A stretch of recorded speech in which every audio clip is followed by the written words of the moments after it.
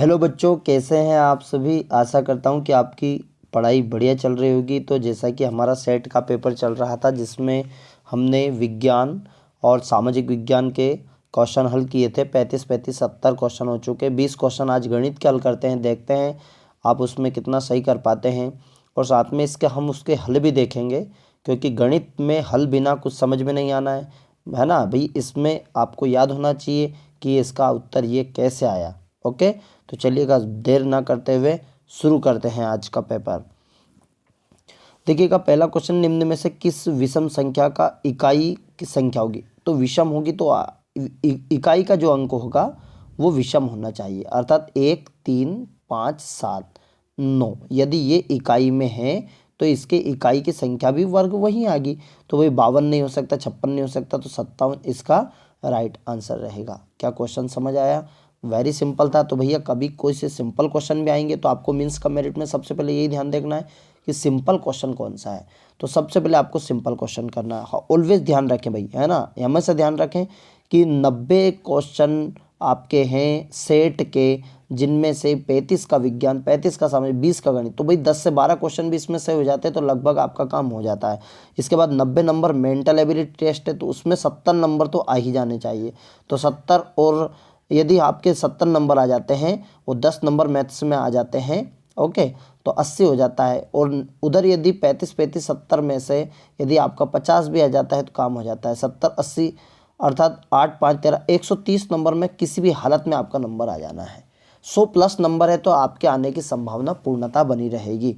बोलो क्लियर है क्या? तो आप इससे टेंशन ना कीजिएगा, आराम से कीजिएगा। आज आपका पेपर है तो बढ़िया तरीके से आप पेपर दीजिएगा। ओके, चलिएगा हम शुरू करते हैं। तो 57 इसका राइट आंसर हो गया।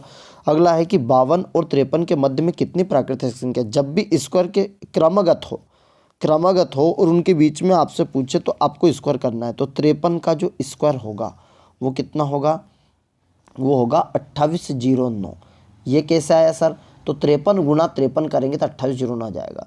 52 का जो स्क्वायर है, 52 का स्क्वायर मतलब 52 गुणा 52 करेंगे तो आ जाएगा 2704। ओके, घटाएंगे हमें, फिर हमें घटाना, क्रमागत संख्या की बात है। 9 में से 4 गए तो 5, ये 0 है ना भाई। 8 में से 7 गए तो 105 है ना। अब एक जो क्वेश्चन मतलब इसमें एक रिपीट हो जाता है। इसका मतलब है 2809 और 2709 के बीच में कितनी संख्या है, प्राकृतिक संख्या है। तो एक रिपीटेशन होता है। 105 में से एक कम कर दीजिएगा, अर्थात इसका राइट आंसर 104 आएगा। तो जब भी आपसे क्रमगत संख्या के बीच में बोले तो आपको ये आएगा। लाइक दैट अपन एक उदाहरण से समझते हैं। जैसे आपसे बोले कि 4 का वर्ग और 3 का वर्ग के बीच में क्या क्या है, तो 4 का वर्ग क्या हुआ 16 और 3 का वर्ग कितना हुआ 9। तो आप जानते हैं इनके बीच में कितना है, 9 से के बाद तो 10 हो जाएगा, 11 हो जाएगा, 12 हो जाएगा, 13 हो जाएगा, 14 हो जाएगा और 15 हो जाएगा। तो काउंट कीजिएगा 1 2 3 4 5 6 हैं। और यदि हमें इसे घटाते 16 में से 9 जाते तो कितने बच जाते 7। ठीक है, लेकिन एक कम आ रहा है तो एक कम आएगा। तो जब भी आपका क्रमगत हो तो घटा के आप कर दीजिएगा। ओके, आई होप क्वेश्चन समझ में आया होगा। कुछ वीडियोस समझ में ना आए तो आपको रिपीट करके देख लीजिएगा, है ना। मैं नहीं कहता कि यही प्रश्न आएंगे आपके परीक्षा में, लेकिन यदि आप इसकी तैयारी करते तो इससे संबंधित आपको परीक्षा में प्रश्नों को हल करने में सहायता मिलेगी। ओके, चलेगा आगे। क्वेश्चन, कौन सी एक पूर्ण घन है? पूर्ण घन तो भैया 1331 है, तो ये 11 का क्यूब है। पूर्ण घन का मतलब होता है, यह समझिए, जो किसी ना किसी का घन है उसे पूर्ण घन कहते हैं। जो किसी ना किसी का घन है उसे पूर्ण घन कहते हैं। आई होप आपको समझ में आया होगा।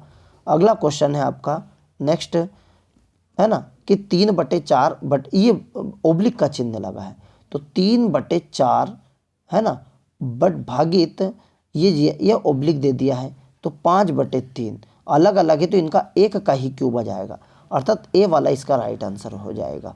कौन सा हो जाएगा? ए वाला इसका उत्तर हो जाएगा। अगला क्वेश्चन, एक खिलौना 5% SGST 5% GST के साथ 1320 में दिया गया है, तो खरीदा जाता है। तो इस खिलौने की GST का वास्तविक मूल्य क्या था? मतलब भाई ये तो खरीदा है 1320 में, मतलब ये कम था क्योंकि इस पर GST चार्जेस लगा है। तो आप कैसे रखेंगे? जैसे 1200 रुपये है, लाइक देट। तो आपको ऐसा करके देखना, 1200 का 5% यदि हम SGST निकालें तो परसेंट का मतलब बटे में 100, डबल जीरो डबल 12×5 तो 60 रुपये तो SGST लग गया, ऐसे याद रखें। और 60% आपका CGST लग गया, तो 60 और 60 कितने हो चुके, 120 हो चुका। अब 120 रुपये ज़्यादा देना पड़ेगा, 1200 को तो बढ़ ही रहा था, अर्थात 1200 और ये कितने चुके, 1320। आई होप क्वेश्चन क्लियर हुआ होगा।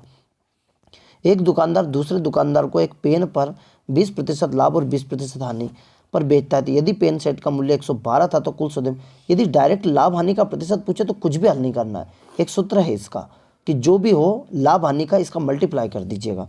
तो 20% है तो 2 गुना 2 कर दीजिएगा, तो 2 दूनी कितना जाएगा, 4। बस ये आंसर है, 4%। और हमेशा हानि होएगा जब भी, जैसे बोले 10% का लाभ 10% की हानि, तो 1 गुना 1 कर दीजिए, 1% की हानि होगी। आपसे बोले 30% का लाभ 30% की हानि, तो सीधा कर दीजिएगा, 9% की हानि हो जाएगी। बोलो क्लियर, समझ में आया? तो सिंपल ट्रिक आप याद रखिएगा, सिंपल ट्रिक है x + y और xy/100, ये वाली आपकी ट्रिक है। बोलो क्लियर है? तो कुछ वीडियोस माँ भारतीय एजुकेशन चैनल पर डले हैं, आप उनको देख सकते हैं।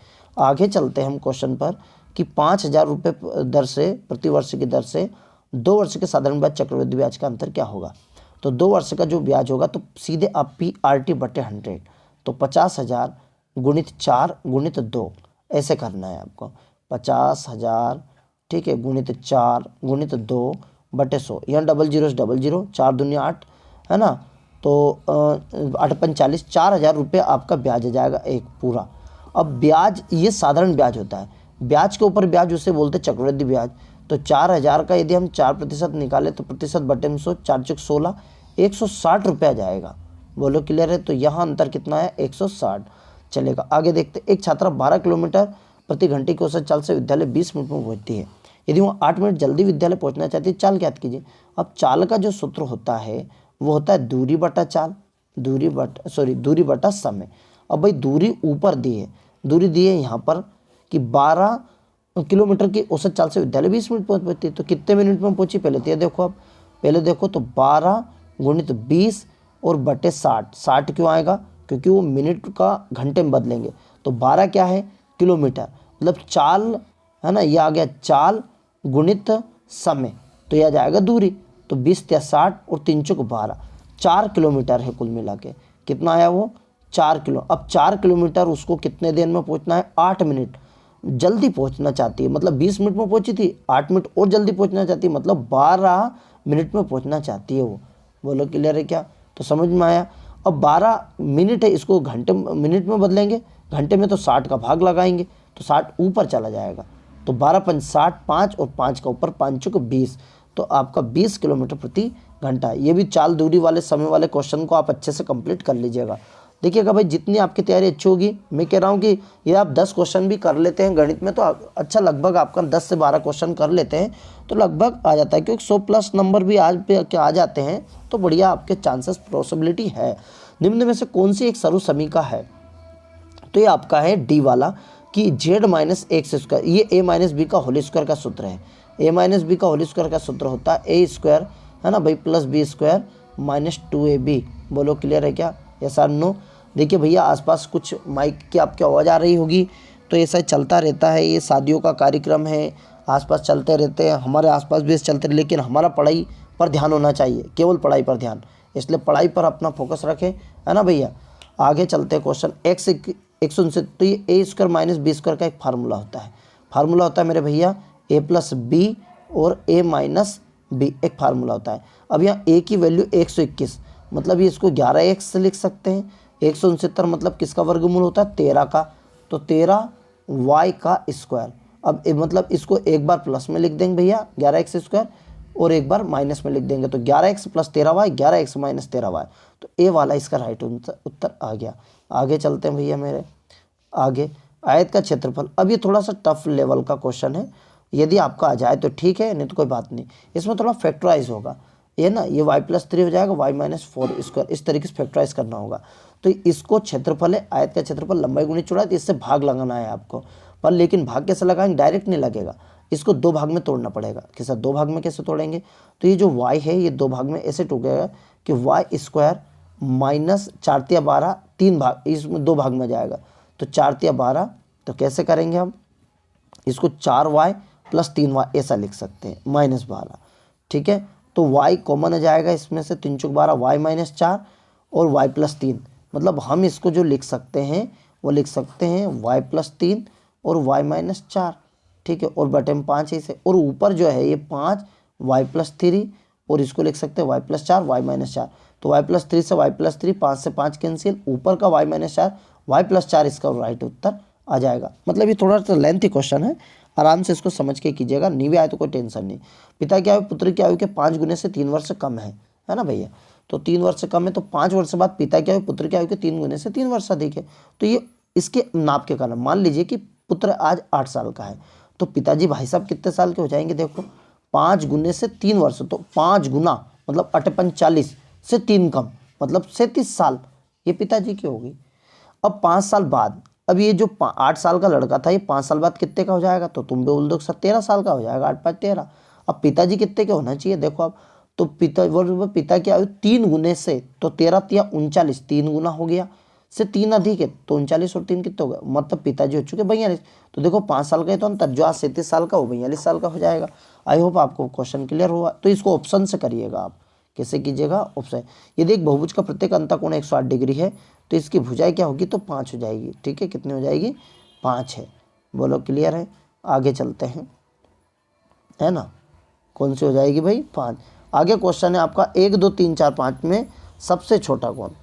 तो इसमें हम जानते हैं चतुर्भुज के चारों कोणों का योग 360 होता है, तो इनको जोड़ देना, 4 3 7, 7 2 9, 2 10, 360 में 10 का भाग लगा देना, तो 1 0 से 1 0 कैंसिल, क्या बचा 36। अब सबसे बड़ा कोण मतलब 4 का गुना करना, सबसे छोटा कोण बोले तो 1 का गुना कर देना, तो 36 × 4 का हम गुना करेंगे मेरे भैया, 4 चंग की 24 और 4 × 12 और 14, 144 डिग्री। बोलो क्लियर है क्या। एक घन की भुजा 5 सेंटीमीटर, उसका कुल पृष्ठ का क्षेत्रफल क्या है, तो इसका जो घन का पृष्ठीय क्षेत्रफल का सूत्र होता है 6l²। अब एक भुजा कितनी दी है 5, तो l² मतलब 5 5 का 25, तो 6 × 25 कर दी, तो 25 × 6 = 150, इसका उत्तर आ जाएगा 150। आई होप चलिएगा। आगे क्वेश्चन पे चलते। एक समषटभुज 6 सेंटीमीटर त्रिज्या अंतर्गत है, षटभुज का परिमाप कितना होगा। अब भाई वृत्त के अंतर्गत है, तो परिमाप से पूछा किसके भी अंतर्गत हो, वो चाहे वृत्त हो किसके अंतर्गत है, परिमाप का मतलब सभी भुजा का योग होता है। अब षटभुज का मतलब है सभी भुजाएं बराबर, तो 6 भुजा होगी, तो 6 × 6 कितना हो गया, 6 6 36, तो इसका राइट आंसर 36। तो कुछ तो काफ़ी सरल क्वेश्चन दे देते हैं, कुछ बड़ा दे देते हैं। और उन्होंने कहा एक घन है ऐसा, ये घन एक टंकी है, इसके अंतर्गत बेलन रखा हुआ है, ये ऐसा। अब ये तो बराबर फिक्स कर दिया उनने, एकदम फिक्स कर दिया उनने, वक्र पृष्ठ के उतना ही रहेगा जितनी ऊंचाई 4 सेंटीमीटर। अब देखो इसका जो ये 4 है, 4 इसकी बेलन की त्रिज्या बोला उनने, 4 सेंटीमीटर त्रिज्या वाले बेलन की त्रिज्या 16 मीटर सेंटीमीटर कर दी जाए, तो यदि हम उसका, तो उसकी ऊंचाई कितनी होगी भैया। इसको ये तो हल करके देख लीजिए, थोड़ा लेंथी क्वेश्चन है, कोई दिक्कत नहीं। आगे चलते हैं क्वेश्चन पे, है ना। जो ज़्यादा बड़े हों उनको बाद में करके देखें, ये वहाँ भी विशेष ध्यान रखें, नहीं तो हम इन क्वेश्चनों में बैठ गए, पता चले कि दिक्कत आ जाए। उस बेलन की ऊंचाई ज्ञात कीजिए जो घन के अंदर है, ये वाला क्वेश्चन था, सॉरी मैंने उसमें बता दिया। अब ये ऐसे घन फिक्सर कर दिया उनने, घन के अंतर्गत कर दिया। अब ऊंचाई वो की वही रहेगी, उनने क्यों लिखी पाई में ज्ञात कीजिए।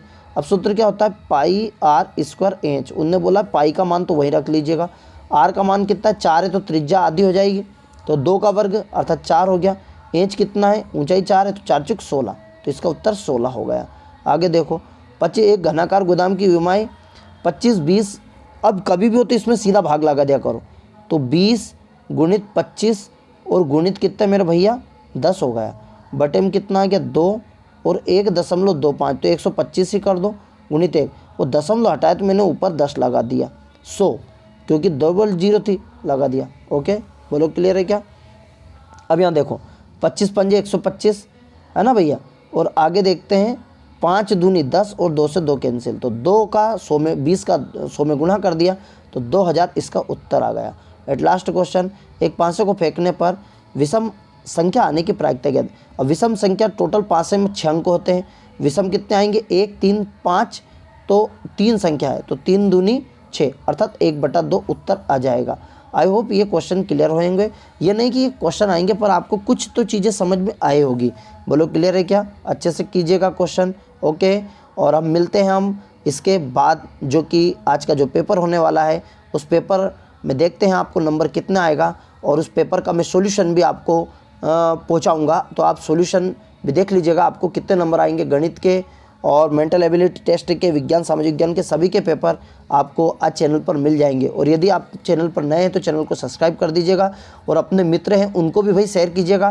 कुछ चीज़ें है ना शेयर करने से समझ में आ जाती है और कुछ चीज़ों को डिस्कस करने से समझ आ जाता है ना भैया। चलेगा आगे। कोई आप यदि मान लीजिए आपको कभी कभी आता है कि हमारे मित्र को हम शेयर करेंगे तो कहीं छात्रवृत्ति कम ना पड़ जाए, तो छात्रवृत्ति हमारे घर से दे नहीं रहे भैया, छात्रवृत्ति सरकार दे रही है, तो इसकी टेंशन आप ना लें। ओके, जय हिंद, जय मां भारती।